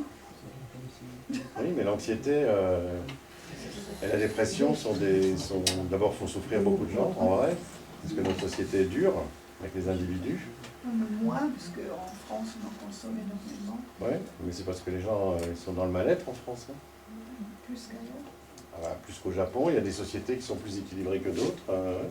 Japon, les Japonais en consomment 4 fois plus que nous. 4 fois moins, excusez-moi. Ils ont déjà bien scellé. Non, c'est du lien social, ça c'est décrit par contre. Hein, donc, mais c'est vrai que quand vous construisez une société, que vous mettez une ville à un endroit et l'endroit pour travailler à 100 km, vous créez du problème de stress. Quand vous avez des activités de loisirs qui sont adaptées à la population d'un secteur ou qui ne sont pas adaptées, si vous avez ici à Saint-Sauveur, si vous installez comment ça s'appelle, les trucs où il y a des manèges là, un parc d'attractions là juste à côté de l'église, je ne suis pas sûr que les gens qui sont autour, ils vont trouver qu'ils vivent mieux, quoi. Donc c'est l'organisation de la société pour un tiers, les lieux où on travaille, les lieux où on vit, les lieux où on apprend, les lieux où on s'amuse, impactent pour 30% sur l'état de santé des gens, par exemple, quoi. Donc à partir du moment où vous n'en prenez pas en compte et que vous avez une autoroute devant chez vous, vous retrouvez les anxiolytiques, quoi. Les choses ne sont pas si nettes, quoi, hein. Il y a des gens qui en ont besoin. Hein. Après qu'on en donne le moins possible, je suis d'accord. Est-ce qu'un choc émotionnel peut amener la maladie? Faire d'accouchement d'un enfant Ce qu'on appelle ce genre de situation, là, en fait, c'est que des révélateurs de quelque chose qui préexistait. Hein. Effectivement, ça amène des choses. Il y a des gens qui se ramassent un cancer, etc., ou des choses comme ça. Mais c'est quelque chose qui préexistait avant et puis qui sort à ce moment-là. Nous, on a connu quelqu'un qui est décédé il n'y a pas longtemps. Sa femme est décédée il y a 2 ans. Il y a 2 ans à peu près. Et lui, on l'a enterré il y a 1 mois et demi. Et depuis qu'il a perdu sa femme, il était paumé, quoi. Et oui, ça... Il n'y a pas ça, la maladie d'Alzheimer, pour être éprouvé. Quand on vit avec quelqu'un et qui en a de l'affection, quand il disparaît, c'est terrible, quoi. Et ça finit par la maladie d'Alzheimer. Il est mort de sang. Est-ce que c'était légèrement, puis ça a accéléré? Possible. Est-ce qu'on en meurt justement de la maladie d'Alzheimer? On entend dire que c'est pas ça. Enfin, tout le temps. On meurt tout le temps. C'est pas ça qui fait mourir. C'est systématique. Non, c'est ça qui fait mourir. C'est la dégradation neuronale. Hein. C'est ça qui fait mourir. C'est inéluctable. Et puis en même temps que le lien social satellite, il ne s'alimente plus non plus. Non? Oui. Ah bah, tout est lié. Hein. Moins d'activité, moins alimentation moins équilibrée, etc. La solitude, elle favorise? Je pense que ça va plus vite. Je ne suis pas sûr que ça favorise, mais je pense que ça va plus vite. Pas plus vite. S'il n'y a pas de stimulation, il n'y a pas d'aide. Mais la mort, toujours bien par dégradation du cerveau. Ouais. Oui, dégradation des fonctions centrales. Ça ne marche plus. Peut-être, si vous avez besoin, toucher le pad parce qu'il va s'éteindre automatiquement. Ouais. Tiens, c'est bizarre, il part pas. Centre mémoire ? L'hébergement ? Nous, officiellement, sur la liste, on en a 2, c'est Beaujeu et puis vers Villers-Sexel, je ne sais plus. Je sais pas, il part pas. Non, parce que j'ai plus de courant. Ah, c'est bah, bon, d'accord.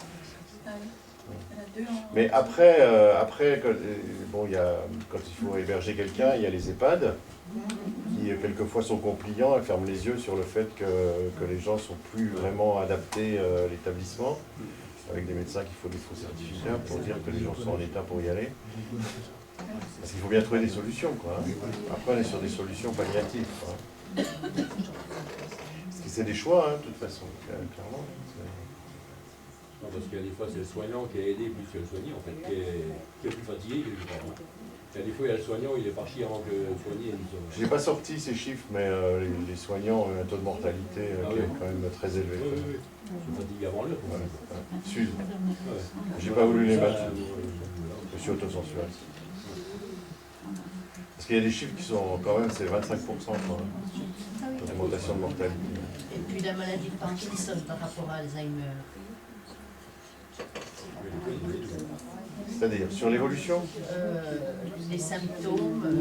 Les symptômes, c'est pas tellement le tremblement. La maladie de Parkinson, c'est la raideur. C'est-à-dire, on est raide, les muscles ne marchent plus, et puis on finit par avoir des troubles respiratoires, des choses comme ça, et on finit par en décéder. C'est autre chose. Mais Parkinson, c'est à peu près sûr que c'est les pesticides ou des trucs comme ça. Ah oui. C'est à peu près sûr maintenant. C'est à peu près sûr que c'est des causes environnementales, quoi. C'est pas du tout comme ça qui se passe là. Et l'évolution est la même? Oui, c'est une évolution de Parkinson de toute façon, mais ça peut être beaucoup plus lent parce qu'il y a des traitements qui retardent la dégradation des neurones, quoi, dans Parkinson. Après, il y a des perspectives thérapeutiques sur des greffes, des choses comme ça, donc l'approche n'est pas la même. Mais l'évolution, c'est une évolution de toute façon aussi inéluctable, avec une dégradation centrale, quoi. Par contre, là, c'est vraisemblablement les pesticides ou des équivalents, quoi. Donc on peut peut-être agir un jour là-dessus, peut-être qu'un jour il n'y aura plus de pollution.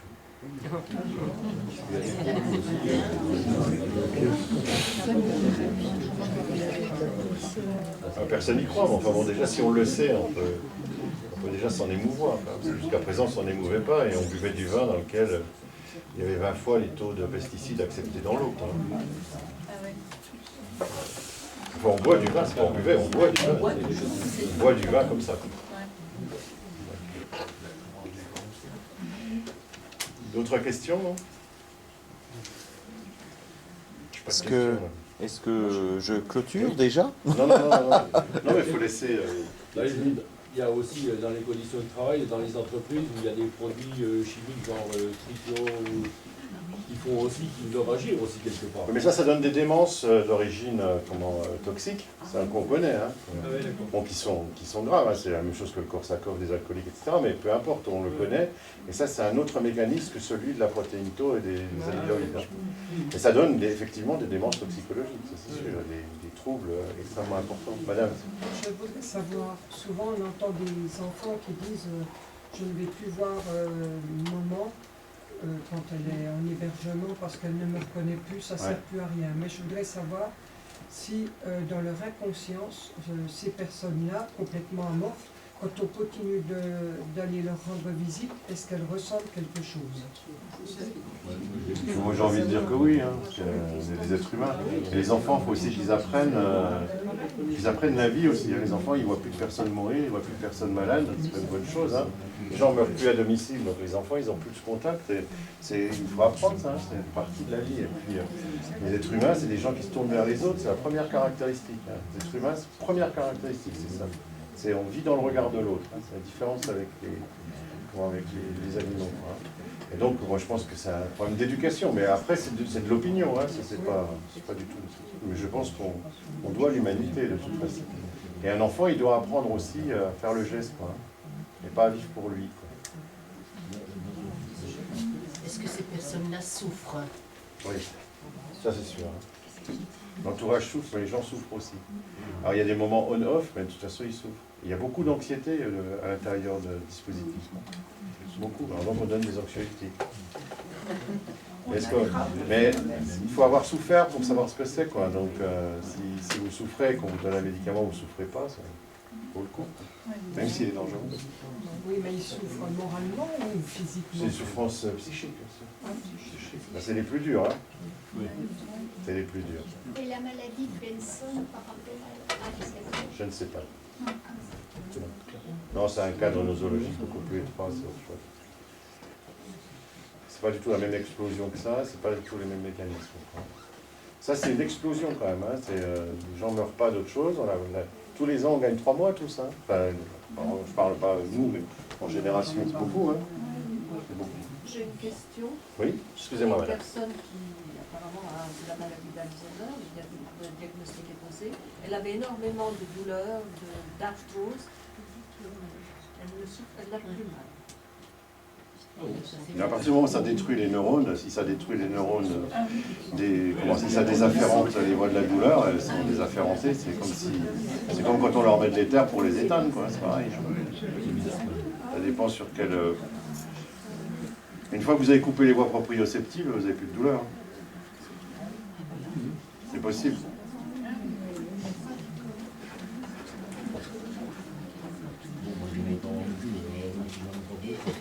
Et qu'est-ce qui justifie qu'à une époque, par exemple, par exemple de Novota, parce qu'il est atteint, on lui a donné de l'Ebixa pendant 2 ans, on ne pas le nommer, et puis on a arrêté, parce que finalement,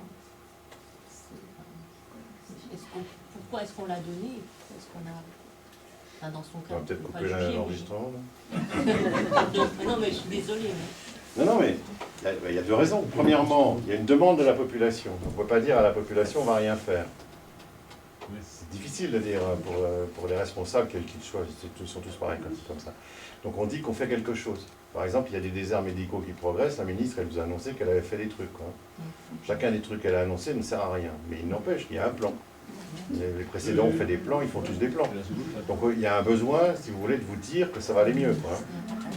Bon, après, on a l'opinion qu'on veut par rapport à ça. Quoi. Et puis il y a un deuxième élément, c'est que le labo qui a vendu ça, il s'est quand même fait des dames. Enfin, il a gagné beaucoup d'argent. Ouais, la dame l'a dit devant, c'est des couilles en or. Parce que c'est des milliards. Hein. Vous avez vu les chiffres d'explosion. Vous vous dites, si j'arrive à placer une petite boîte à tout le monde, jackpot. Quoi. Bon voilà, et puis vous savez bien que l'industrie, elle dit que ça marche, qu'on guérit des gens, et puis que les pouvoirs publics sont là pour contrôler, les agences sont là pour contrôler, puis après on fait la part des choses. Qu'un industriel essaye de vendre son truc, c'est dans la nature, hein, c'est au pouvoir public à faire leur boulot. Et la HAS là-dessus, la Haute Autorité de Santé, qui normalement est chargée de faire le tri, bon, ils sont un peu pusillanimes sur beaucoup de traitements, parce que s'ils regardaient tous les traitements avec une certaine acuité, on en enlèverait 9 sur 10 aujourd'hui. Je dis bien 9 sur 10. Mais ils ont fini par reconnaître que ça ne marchait pas. Et ça n'a pas provoqué un drame, parce que chacun a bien compris que ça n'avait pas. Alors c'est vrai aussi que ce qu'on fait là, c'est-à-dire le fait qu'on échange sur comment ça marche, d'où ça vient, le fait qu'on puisse le trouver partout, ça fait aussi que vous avez une conscience citoyenne qui fait que vous n'acceptez pas qu'on vous dise n'importe quoi. Et que vous êtes capable d'entendre qu'il y a des choses qu'on ne sait pas faire et qu'il faut travailler pour pouvoir le faire. C'est la même chose que le Téléthon, c'est la même dynamique. Hein. On sait qu'on ne peut rien faire, mais on se mobilise, on se bouge, il y a des gens qui se bougent et on arrive à trouver des choses. Voilà. Donc il faut considérer les citoyens comme des citoyens. C'est ce qu'on essaye de faire à l'université. De trouver un médicament, peut-être qu'on dit on donne des espoirs à des gens, quelque part. Ça, c'est un problème philosophique. Est-ce qu'on peut donner des espoirs à des gens alors qu'il n'y en a pas? C'est ça, mais c'est cultivé quand même. C'est pour ça que je vous dis que nous les généralistes, par exemple, pendant longtemps, on reculait le diagnostic quand on en était sûr, parce qu'on sait que quand on met ce mot-là dans une famille, cette famille, elle bascule. Moi, je l'ai fait. Donc, après, c'est des choix personnels, quoi. C'est même plus de la déontologie, c'est de la morale. Chacun a ses propres règles, quoi. On fait comme on peut, quoi. Je ne pense pas qu'on a intérêt à dire des choses fausses aux gens. Je pense que ce qu'on fait là, c'est plus utile. Chacun sache où on en est, puis après on se mobilise, et après il faut faire des choix. Par exemple, si on veut des places d'hébergement là, on ne les aura pas pour autre chose. Non, mais on ne le mettra pas pour autre chose, donc il y a des choix à faire. Voilà. Et ces autres choses, on peut peut-être... Quand je vous dis que par exemple les pesticides sont la cause d'un certain nombre de maladies, ben, on peut continuer à en mettre ou arrêter d'en mettre. Ça aussi. Ça vaut pour beaucoup de choses. Quand vous installez, quand vous construisez un habitat, et que cet habitat fait que les gens vont passer 2 heures dans les transports par jour, vous savez que vous construisez des maladies. Oui. Donc il y a des choix à faire. Sauf que ces choix, il faut déjà d'abord les avoir compris pour avoir une opinion, et puis après, il faudra imposer son opinion. D'autres questions? Les autistes par rapport à cette maladie, c'est autre chose. C'est un autre mécanisme, mais c'est un mécanisme qui commence progressivement à être connu, et a priori, on va vers un vaccin pour ça. Ah oui. Ouais. Mais ça commence seulement à être connu, parce que dans l'autisme, on peut mettre tous les 10, hein, dyslexie, dyspraxie, en fait, toutes les formes de 10, puisqu'il y en a vraiment beaucoup, qui sont aujourd'hui très, très diffus, quoi, il y a des trucs dans tous les sens. Donc il fallait déjà qu'on identifie, là aussi, le fait qu'on ait identifié tous ceux qui avaient des problèmes de 10 c'est DYS, ça veut dire ce qui ne marche pas bien, hein, la racine, c'est les familles qui ont fait ce bouleversement. Les familles qui ont imposé qu'on s'occupe, les familles qui ont eu des enfants qui avaient des problèmes pendant 5 ans, 10 ans, 15 ans, qui sortaient du cadre scolaire, qui ne s'en sortaient pas, et qui progressivement ont imposé qu'on puisse faire autrement. D'abord considérer que ça existe, etc. Et en général, c'est la famille qui vient porter auprès du médecin le fait qu'il y a un problème. C'est 9 fois sur 10, c'est saisissant hein, comme affaire. Hein. C'est vraiment le poids de l'opinion qui a fait bouger les choses. Donc les choses ont commencé à bouger, donc on commence à être en situation d'écrire, donc de faire de la recherche. Une fois qu'on a découvert le cadre, on peut faire de la recherche et puis avancer sur un certain nombre de réponses. Donc sur l'autisme en tant que tel, qui est une partie de ce problème, il y a des réponses qui commencent à apparaître en termes de vaccins, alors que pendant longtemps, on a dit que c'était la faute des parents, qu'il y a un conflit chez eux. On a fait des trucs horribles, quoi. Hein. On a fait des trucs horribles. Bon, donc ça bouge. C'est des choses qui bougent, ça. Comment sait-on qu'il y aurait, tout à l'heure vous nous avez dit qu'il y aurait à peu près 350 familles de touchées par l'Alzheimer en France? Comment le sait-on? Ça, c'est le conseil génétique, c'est scientifique. Parce que c'est des gens, non mais c'est des gens qui rentrent dans les dispositifs de consultation génétique, de conseil génétique, qui sont repérés. On connaît les gènes identifiés. Je vous ai dit l'autre jour dans le dernier cours sur la génétique qu'on découvrait des gènes maintenant, qu'on avait le décryptage complet du génome depuis 2 ou 3 ans. Ça, on les connaît depuis 90, ces gènes-là, de 1990. Donc c'est les recherches qui ont permis, parce que la recherche, c'est quelque chose, la recherche, c'est quelque chose qui est comme ça, quoi, qui est exponentiel, quoi. Hein. Vous découvrez un truc, après vous en découvrez 10 fois plus, 100 fois plus, 1000 fois plus. Donc ça fait longtemps qu'on est sur la génétique, et qu'on a décrit la trisomie, le chromosome Philadelphie, on a décrit des choses, puis progressivement on empile, et ça on le connaît depuis les années 90. Ça fait loin, 90 c'est loin pour ce qui concerne la science, 25 ans. Et donc progressivement, après, on repère ceux qui ont ces anomalies génétiques, parce que ça on est capable sur les 3 chromosomes que je vous disais tout à l'heure, ces anomalies géniques, pardon, sur ces 3 chromosomes, et puis on identifie les familles, on leur fait du conseil génétique, par exemple, pour pas faire de gosses, en fait, c'est ça qu'on leur dit. Hein. Mais ça on le fait lorsque les gens veulent se marier, si je comprends bien. Après, s'ils vivent dans le péché, moi je suis... C'est ça que je veux dire. Lorsque les gens se marient, peut-être que ça n'existe plus, mais moi, lorsque je me suis marié, il y avait une prise de sang, enfin, il y avait des analyses qui étaient faites. Est-ce que ça existe encore? Mais ça date de Napoléon, ces analyses. Napoléon, qu'est-ce qu'il n'a pas fait? Ça date de l'époque de Napoléon.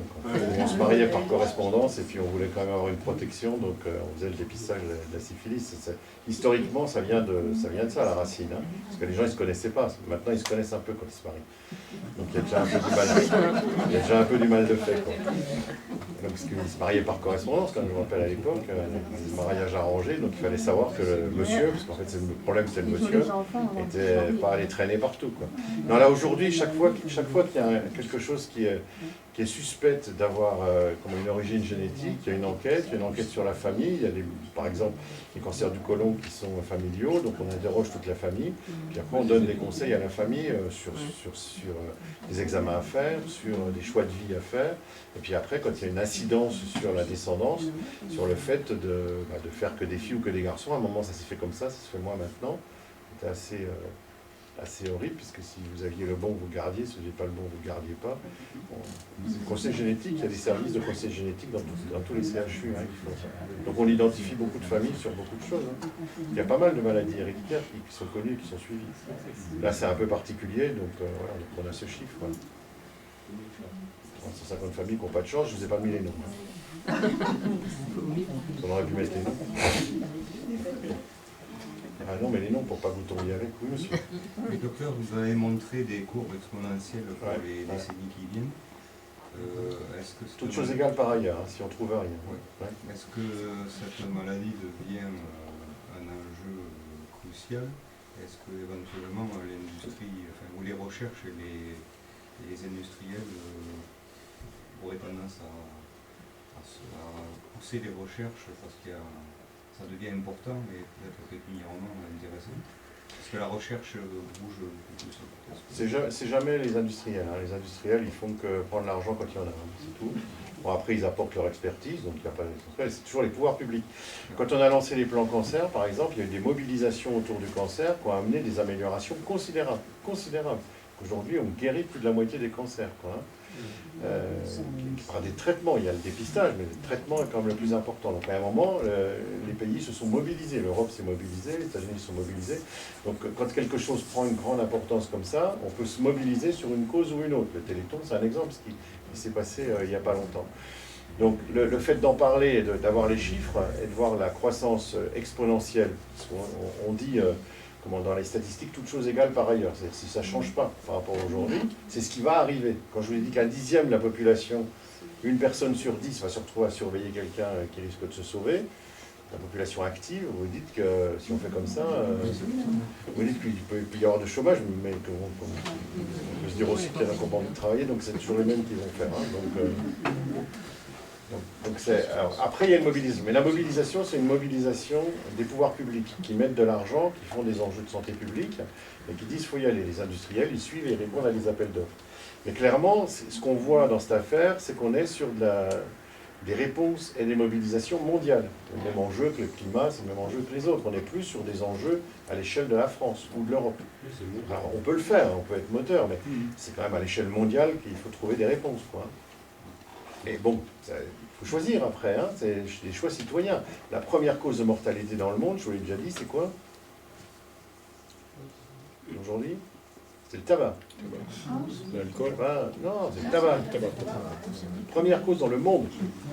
D'accord? Le tabac. Le tabac, c'est pas un truc qui tombe du ciel quand même. Hein. Il faut les rouler, hein.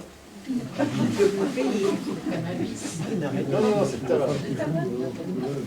Donc, dans les choix, si vous voyez, donc après, c'est la mobilisation qui fait que une société elle décide de mettre là. Mais si on met l'accent dessus, pour 5 ou 10 ans, c'est torché, ça c'est sûr. Hein. On a la capacité aujourd'hui. Il y a d'autres questions, non?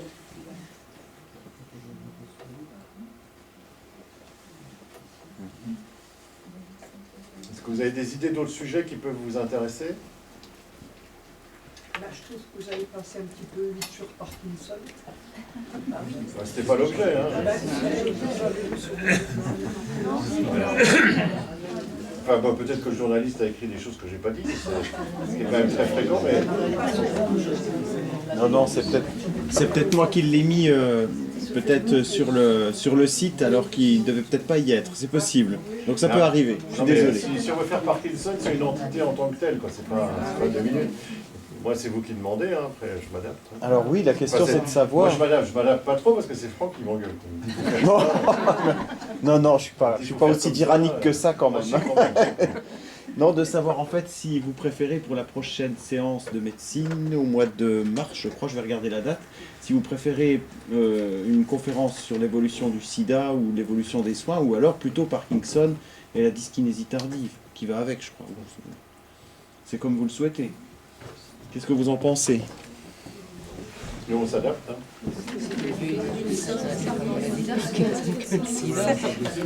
Oui, vous préférez Parkinson? Ça évolue, hein, oui. C'est vrai. Eh bien écoutez, partons pour Parkinson, pas de problème. Dyskinésie, quoi. Dyskinésie. Oui, d'accord. Bon, alors ce sera sous l'intitulé dyskinésie tardive.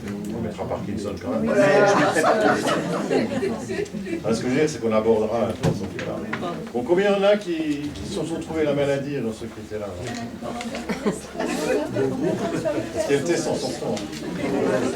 Qui peut me rappeler les 5 mots?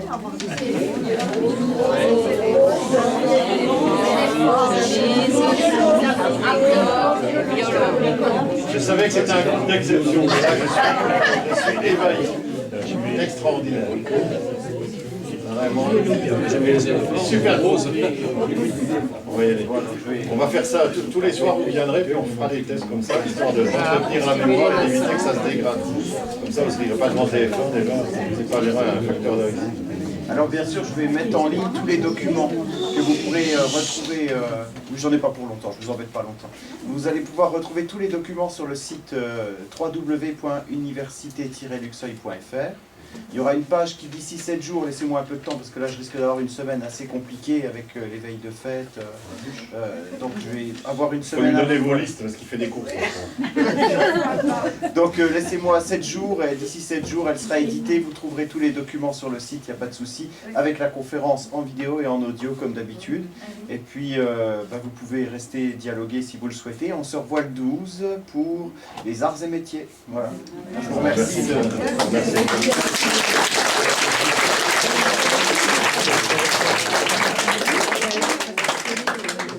Vous laissez les chaises comme ça, on verra qu'il y a 8 mots. On a un peu la...